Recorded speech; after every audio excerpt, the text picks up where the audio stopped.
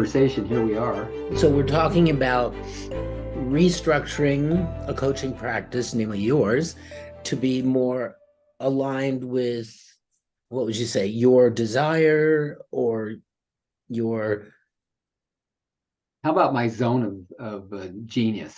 beautiful, your zone of genius. Excellent. And so you just said, well, first thing I want to do is I want to make the commitment just for 1 month. They can always renew if the client decides this is working for me and I want to renew. Yeah. And so that led me to just check in about, okay, is that because of that works better for you? It puts you more in your zone of genius, or is that because something on the client's end that's not working out that would be served by being in a longer term commitment? I was just checking that out. Is that just because I know I say things to my client, like to my prospects, I should say, I say things like the commitment is for 6 months. And the reason is because it's all about habits, dismantling ones that don't work, building ones that do work. And that takes time. You don't establish a habit in 4 hours. It takes a while. And so we need to be working together. Same thing with a sports coach. You don't just go and have 1 or 2 sessions with your trainer. You work out with them for a while and it helps build the right habit. So I come into this conversation thinking, doesn't it serve the client to be in a longer term commitment? Yeah, that makes sense. As I'm listening, as much alike as you and I are on our values and our philosophy about coaching, it's similar to the conversation earlier in this conversation where I pointed to the previous client of mine who then became a coach and shares with me the idea that anyone is going to do so much better in life if they can experience life as their true, authentic selves. Right. The difference is for him and I that his approach to helping to get to true, authentic self is dramatically different than my approach. And I wouldn't say that the differences between you and I are dramatically different, but there's some differences. For example, I wouldn't say that for me, coaching is about habits. Whereas I can see for sure that it is absolutely for you about habits and about changing habits. And that's certainly not a criticism of you and your approach at all. Your approach is highly effective. You've been coaching twice as long as I have. The biggest difference I would say that I recognize between how your approach and my approach is that I use the IFS model. I'm trained in the IFS model, which is a therapy model, and it is a compassionate approach that has the facilitator, me in this case as coach, and the client get curious about what is currently so and why the results that the client currently are, why is the client getting the results they're currently getting? And there's some curiosity about that. Those first 4 hours would be about, certainly it wouldn't be about any of that yet. It would be about what is it that you want coaching to help with? And hopefully they would answer that question the same whether they came to my previous client who's now a coach, or to you, or to me, or to any coach. I'm coming to coaching because I hope it will help me accomplish this. Where we go as coaches from there and how we approach that and support our clients is where we start to diverge and have different approaches and ways of going about that. I'm just saying that I think in the first 4 hours that we'd have together, the client is going to have a lot of clarity about what they hope to accomplish in coaching and problems that would be solved if they could accomplish that. That's very much like the first 4 hours that I spend with a client too. And at that point, they're gonna also know the scope of the work that we're gonna do together. Now, they'll know the scope of the work because they'll understand that my approach is that I believe that one of the reasons the client isn't getting the results that they want already, well, certainly is because they didn't have the clarity that now they have. Yeah. Because of those 4 hours together. Sure. But also because so much of what happens is unconscious. And this aligns with your habit.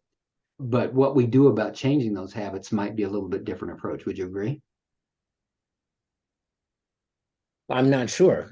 I don't use the IFS model, but some of the habits are, and this is one of the things that I think is a hallmark of the way I coach. Those habits are mental as well as physical. They are spiritual as well as emotional as well as material. So they do exist on all levels. So there is, and yeah, they have to be pointed out, like a part gets pointed out, and then we look at, but I don't use the IFS model, so I'm not sure. Yeah. So how does that land? I don't, what were you thinking of when you said that? I don't know that I had a predetermined answer to that. I asked if you agreed, and as you answered, I realized there's agreement and then there's not agreement in your answer. Yeah. What I was saying was that our approach is distinguished at that point. Once we've established what it is that the client wants to accomplish in coaching, how Yeah. we help them Mm-hmm. is different in several different ways. Mm-hmm. But both, maybe what's in common is that we both help the client see what they haven't been able to see. Yes. We help them move what has been unconscious to what is conscious. Mm-hmm. Mm-hmm. Now, how I perceive and then talk about with my clients what has been operating in the unconscious automatically, the language might sound different. In fact, I know it does. When you Yeah. talk about what is found in the unconscious and then made conscious, the language that you use, and then the approach that you help to modify, and then before you put it back into the unconscious again, the language that you use and the approach that you use to update or reconfigure that information before it lands back in the unconscious is a slightly different approach. Would you say? Yeah. Yes. Okay. I think that whole part of coaching right there is what IFS and your adaptation of it to coaching is brilliant at, way above the level of sophistication with which I deal with that part of the whole coaching relationship. But I've learned, let me, I'd like to know what the other changes are that you see that you want to make to be more in alignment with your highest and best purpose. One of the things that I just felt so much. What's that?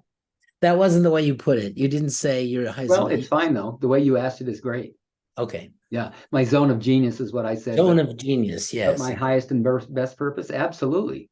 I'm not going to find myself in that zone of genius unless I am on that parallel, at least a parallel path to my highest and best purpose. No doubt about it.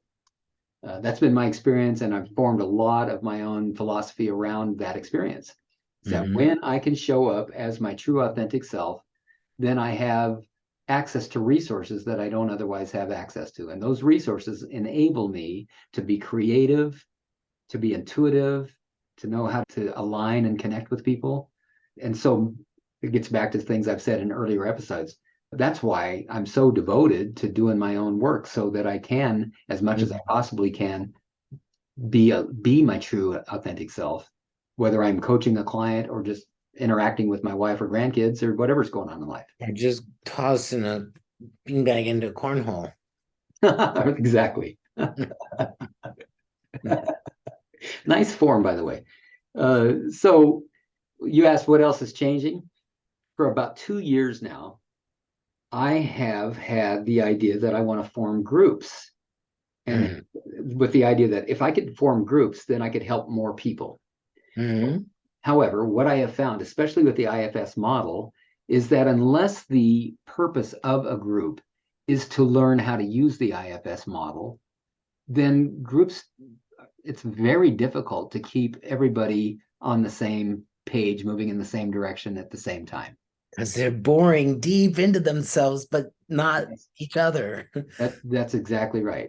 Now, there's a lot of really successful IFS groups out there that are facilitated by either therapists that have been trained in the IFS model or practitioners that have been trained in the IFS model, whose main focus is to help people learn how to use IFS in their own lives to heal and alleviate suffering and whatever else the objectives might be from using the IFS model. That, in fact, is what I did for at least 2 years after my initial training. But what I came back to recently, I'd say in the last year and a half or so, was my strength, my zone of genius happens when I'm being a coach, not when I'm being a therapist. And I Mhm. never have claimed to be a therapist, but I acted as a therapist would many times with my coaching clients because that's what I had just been trained to do. All these amazing results where people began to heal, to get a lot more clarity about who they were and who they weren't. They suffered far less. But where I want to be is at now what? Where I want to be as a coach is now what? Mm. There's this healing that can be done. There's this suffering that can be alleviated. Now what? And Mm. I'm less interested in teaching people how to use the IFS model to alleviate suffering. Yeah. I want to let other people that really have that be their zone of genius, let them do that. I Mhm. want to be the guy that they come to once they've done enough of that, where they're saying, so now what? Now what? This can't be all there is. So I'm not suffering anymore. Awesome. That's great. Now that I've Yes. got this extra energy and all this clarity, how do I point that? What Right. direction do I want to point all that energy in? So for now, I don't see a path to being able to offering groups in a way that supports everybody in the group, in a way that serves them.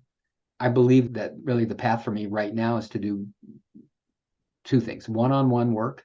I'm going to work with individuals, which I've been doing all along, one-on-one.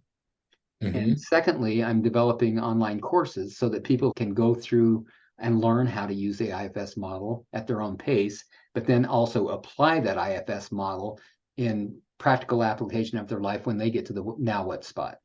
Okay. Yeah, so there's a lot more clarity about that. And Great. you and I first began to talk about when I hit record was that it's new territory. Here's one of the reasons that I want to only ask people for a 4-session commitment up front, because it's brand new territory. It's new. How can Mhm. I possibly know if I'm a potential coaching client or an actual coaching client that I'm going to want to continue past 4 weeks? Number one is it's really expensive. Number two, Mhm. it's brand new. I don't know if it's going to work or not. It sounds Mhm. fantastic. It's great. However, is it going to work? Am I going to be able to do the work? Is it going to be more than I can handle? Is it going to dig deep into the crevices of my past that I've done such a good job of shutting away and not having to ever deal with? Is it going to crack open Pandora's box?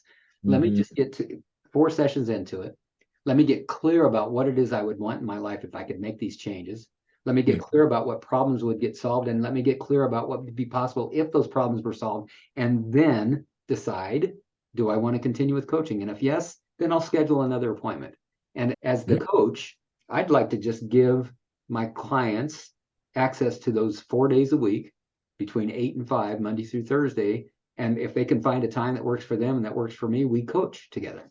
Okay. It sounds so simple. It takes so much pressure off me and off of them. Hmm. That so that move from a longer term commitment that takes all that pressure away. It does for me. And That's great. for the clients that do complete with coaching, sometimes they're working their way through that last, let's say they've got 5 or 6 sessions left remaining in their commitment. When Hmm. I get to the point where I recognize they're trudging through that and they're having a hard time forcing themselves to come to the sessions because they're only coming because they made the commitment, I Hmm. recognize that we have to do a reset. It's time for us to reset objectives. Yes. Yes. If it weren't for your commitment, would you continue with coaching? No. Why? Because it's too much work. Okay. If it's feeling like too much work, let's take a look again at your objectives and my approach and see if there's a way we can adjust to support you in getting what you want. Or if we can't do that, let's just end the commitment now. So I'm doing that anyhow. So do those two criteria, does that sort of bring a sense of wholeness and motivation to you in your practice that wasn't there?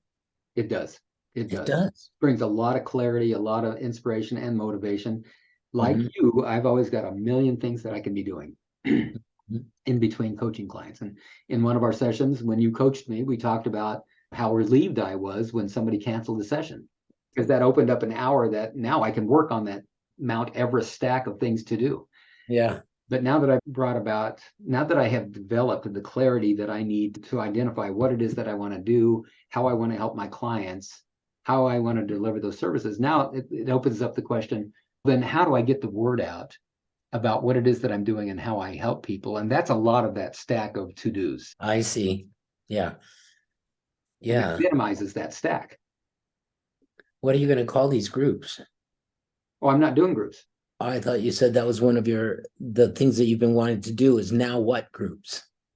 I was going to call them I now didn't what? mean to say groups. I meant to say now what clients, people that get to the point where they've done enough healing Oh, so they're no longer suffering and they're saying now what. I want to be that guy that I'm sorry. I must have misunderstood. Okay, got it. I'll have to listen to the recording. I might have said groups and I misspoke if I did. So thanks for pointing that out. No worries. Yeah. Wow. It's great to feel the difference in your energy. I could tell you're like, okay, I've got some clarity here that I can run with. That's right. But to answer your question, it won't be groups, but it will be called self-led coaching. And the reason Okay. it's called self-led coaching is self with a capital S in the IFS model is the stand-in for true authentic self. Yeah. Great. Yeah. Congratulations. Thank you. Thank you. Thanks for that. Thanks for the conversation. It helps me flesh it out a little bit more. It raises an interesting question for me. We don't need to go deep into this necessarily, but I have always attracted clients that they want to stay around for years. Yeah. And I don't know why that is necessarily. I might be able to make some stab into the dark of explanation for that, but so there's just there is some difference there for sure in the way that we coach that, and both are great. It's not a criticism of myself or you, but it is interesting that those are the ones that like I rarely, and people don't come to me. It seems like it's probably I shouldn't put it like in an absolute, but for the most part, I get people who want to have somebody to talk to every week for the next however many years we don't even know. Yeah. And they stick around. Mm-hmm. And I have clients like that as well, but not as many, Marty, as you do. Yeah. And there are like those re-upping moments with them, those moments where we do go, okay, so we finished that, or that's pretty complete. Let's recommit. What are we going to work on now, if anything? We do have that sort of cleansing moment. But I'm not sure what that is. Maybe I attract people who want more like a therapeutic conversation. Not that I'm offering therapy, but the structure of it. Somebody I can rely on to talk to every week, whatever's going on. Maybe and maybe it's got something to do with the way that I talk and market, that I attract those people. Not everybody that you talk to hires you, but those that do hire you like the way that you talk and listen. Very good point. I was looking through some old files the other day of prospect conversations because I take copious notes. Yeah. And even of prospects, especially prospects. And I was just like, wow, look at all these people who did not hire me. Lots of them. So you're right. You're right. It's about the people who hire me. That's correct. Yeah. Brooke Castillo used to say this about that, and probably still says it. She is the woman who created the life coach school and out of Texas. I think she was in California when she created it. Now she lives in Dallas, Texas, last I heard. And she has hundreds and hundreds of coaches that are going through her coach training programs every year. Mm-hmm. She's highly successful. And I learned about her when I was learning to be a coach. And I looked up in Apple podcast. I just did a search for coaching. And I found Brooke Castillo, the life coach school. By the way, to any listener that's listening to this now, I highly recommend it. She's got a great process, very cognitive, very logical for working through any kind of a problem. And I was very inspired by her. She and I were very aligned, but she used to say, I'm a peach. And some people just don't like peaches. It's not personal. Mm-hmm. Yeah. Yeah. So you're a peach, Marty. Apparently, there's some people that don't like peaches. And you're a nectarine. That's right. We're closely related, but we're not the same. You got a little more fuzz than I do. Right, exactly. Yeah. So you said that brings up an interesting question, that you have all these clients that have been with you long term. Mm-hmm. I don't know if it was a question or a point, but that is a distinct. Well, the question for me was like, why is that? What is it that it's got something to do with the way the exchange in those, from the moment they see my marketing to the end of the gift session where we got to talk for the first time, they are getting the impression, and some of them are choosing it, and some of them are choosing it not, that this is going to be a long-term relationship. Yeah, they get value. That's the only thing it can be, Marty. Mm-hmm. Wouldn't you agree that the only thing that can possibly explain why they're long-term with you is because they get value overall? They see the relationship they have with you, what they're spending for it in time and money, as a good return on investment. What they're getting out of it is a good return on their investment, or else they would not continue it. Sure. Yeah. So what is the value that our listeners are going to get out of this, catching us in the middle of this conversation? Some of our listeners are shopping for coaches. Mm-hmm. Some of our listeners are wondering, what is this coaching thing? Mm-hmm. Other listeners are going to be fellow coaches that find our conversations interesting and helpful. So the value is going to be determined by the listener and why they're listening in the first place. Yeah. I don't know. In other words, I don't know. Yeah. I think, just to go back then to like the internal part of this conversation, I think it's helpful to look, because I know when I use other sorts of practitioners like lawyers and physical trainers and massage therapists, Doctors, financial advisors. exactly, all these kind of people, like there are some of them with whom I want a long-term relationship. Yes. That I can rely on and go to. Mhm. And there are others I just want in and out. Mhm. Like, just do your magic and I'm off. Mhm. And so you want to look at that. If you're looking at coaching, you want to look at that and see, because I know coaches who say, look, it's part of life. It's either something you take as part of your life. You're going to be in coaching basically the rest of your life because you see the value in that, or it's something you just want to drop in and get a little clarity or inspiration or organization and then get out. And so that's something to really consider as you go into coaching, and to discuss with your prospective coach, what is the kind of relationship that you're looking for? Mm-hmm. Exactly. And that may change from the moment that coaching begins to the moment you make the decision that you're complete. You've had enough coaching from this particular coach and you're ready to move on. Mm-hmm. That may change. You may think, I just want to solve this particular problem. I'm coming to coaching because I have this problem. It's a big deal. Let's say, for example, it's something that's going on in my business. Mm-hmm. I'm in business. I got into business for this reason. Once I got into business, I began to have this experience and found out, boy, business isn't what I thought it was. So now I need to make a decision. Do I sell my business, shut it down, or grow it? But something needs to change. Let's just say that's the objective. So that client is going to work with that particular coach until A, they either solve the problem, or B, they're convinced that this coach can't help with that. And then they get to decide, do I want to keep doing this or not? So let's talk a little bit about that. What does that mean? It might sound very foreign to some listeners, like, why would you decide you want coaching to be a part of your life? Like, why would you do that? Mm-hmm. Save the money, save the time, just get the problem fixed and go out, get back in the world. Yeah.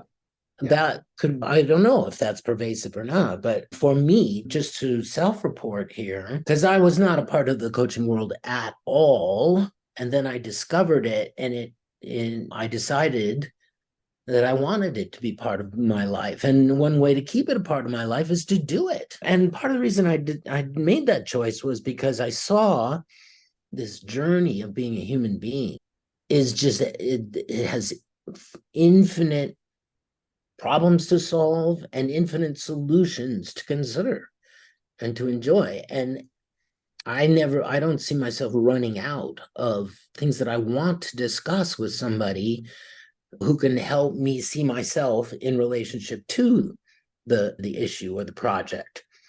I want to always be questioning myself in a good sense. I don't mean like self-doubt, like living in self-doubt cloud, but I want to always have some perspective on myself. Just to know, like even in swimming, which we probably mentioned, that's my major form of exercise.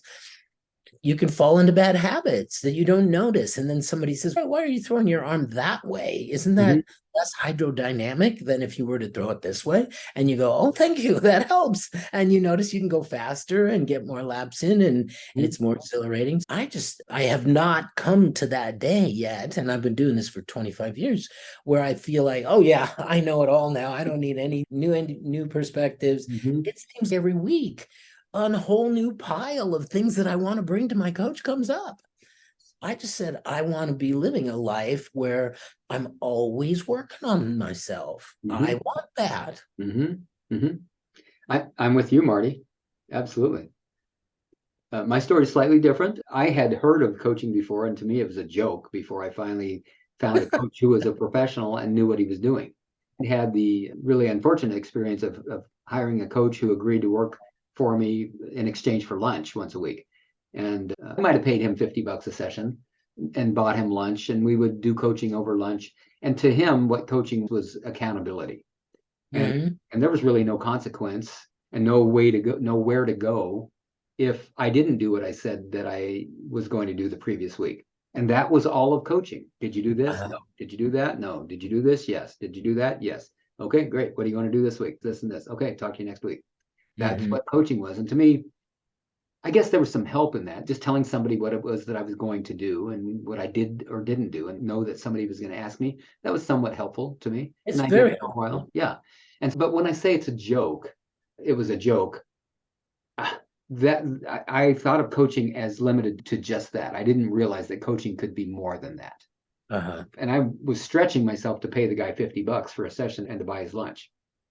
Not sure if I'm really getting the value to match this $62.50 that I'm spending every week to meet with this guy. Mhm. So I did it for a short period of time, and then I just didn't do it for a while. And then I met Carlos Jones, my first coach, and realized, oh, there's a different caliber of coaching out there. This guy Yeah. is a professional. He's been trained. He Mhm. asks me really challenging questions that have me really consider who I am and what's true about me. Questions I don't have never even considered asking myself. Mhm. Questions like, do you believe everything you think? Questions like that. And I thought, oh, this is inspiring. And I Uh-huh. hired him on the spot Mhm. to coach me once a week. And I coached with him like for 2 or 3 years before I moved into something else. So here's the difference for me. I have been, let's use your same terminology, working on myself since Mhm. 1982, November 15th.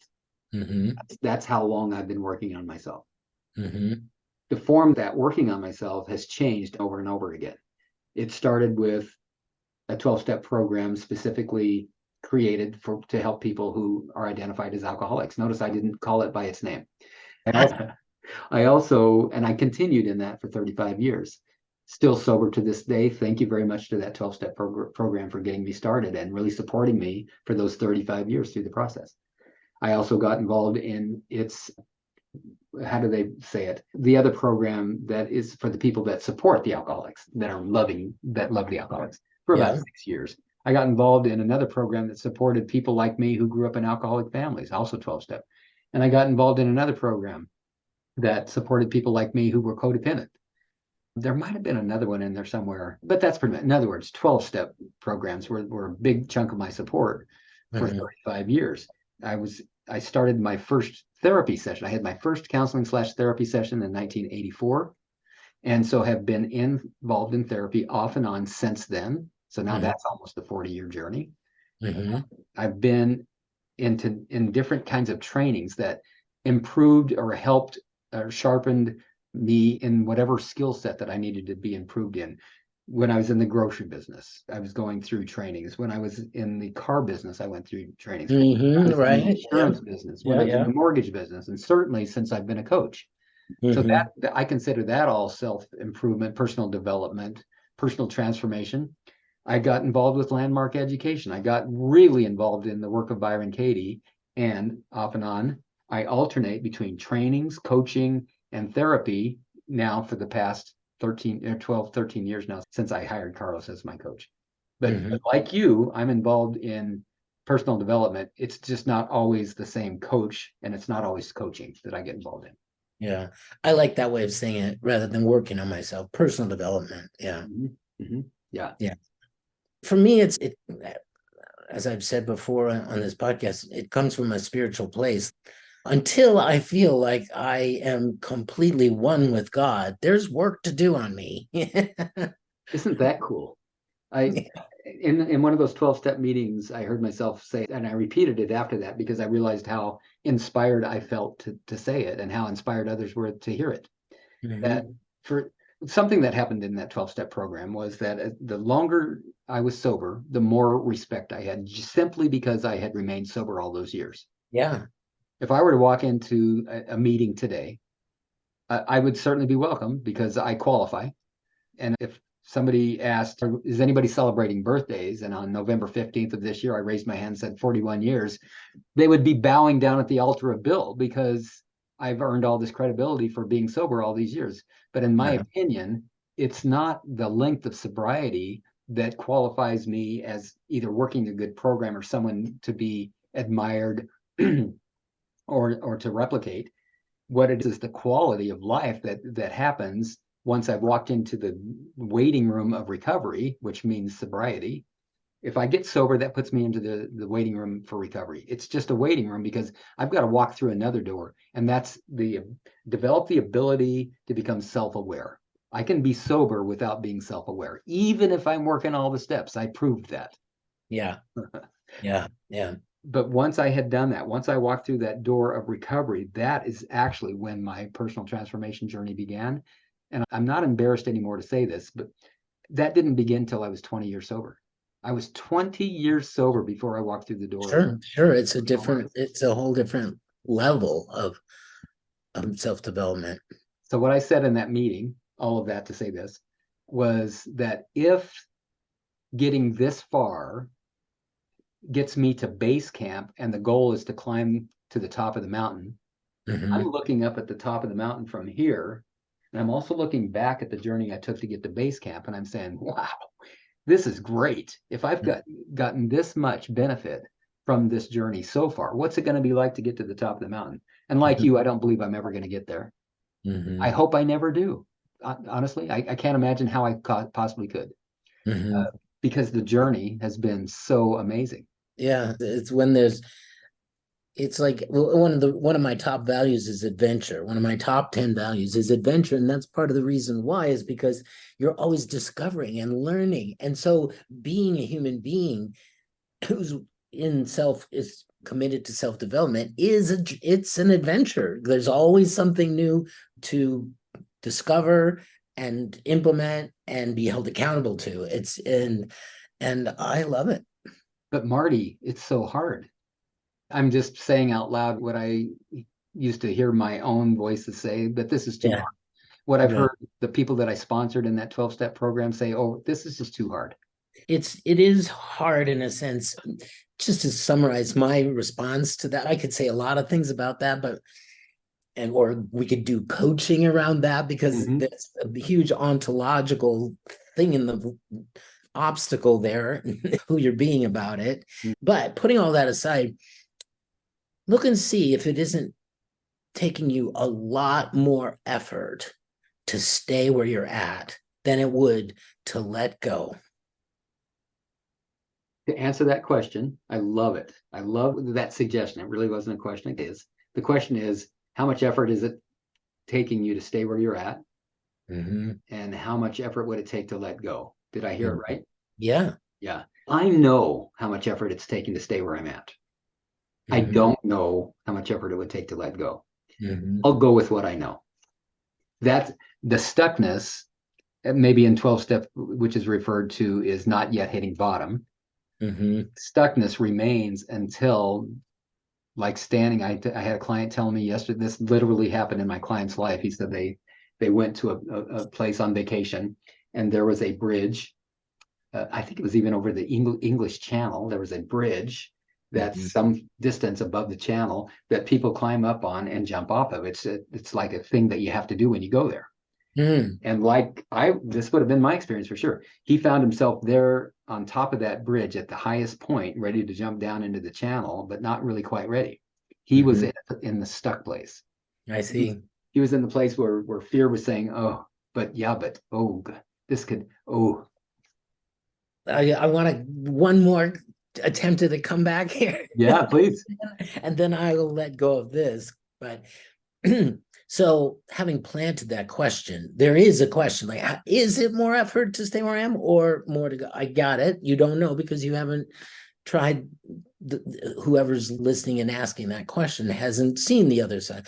But I'm going to turn it into an actual promise, because my experience is that coaching I get, the better coaching I get, the easier it is to be alive and successful and to face the inherent challenges of being a human being and dealing with other people and producing results. It just gets easier and easier.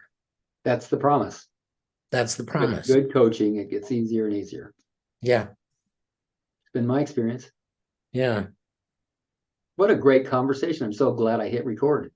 I know, me too. Yeah. Anything else you want to say before we say goodbye to our listeners and watchers? No, thank you. I'm complete. Me too. Thanks, Marty. Mm-hmm. That concludes another episode of Not Your Typical Leadership Coaching. We hope you found inspiration and valuable insights to fuel your leadership journey. Remember, true leadership is not about you. It's about empowering others. Take your insights to heart and cultivate a leadership mindset that will transform you from within. Thank you for joining us on this quest to leadership excellence. Don't forget to subscribe and stay tuned for our upcoming episodes where we delve deeper into the art of leadership. Until next time, remember that you have the power to lead with confidence and compassion from the inside out.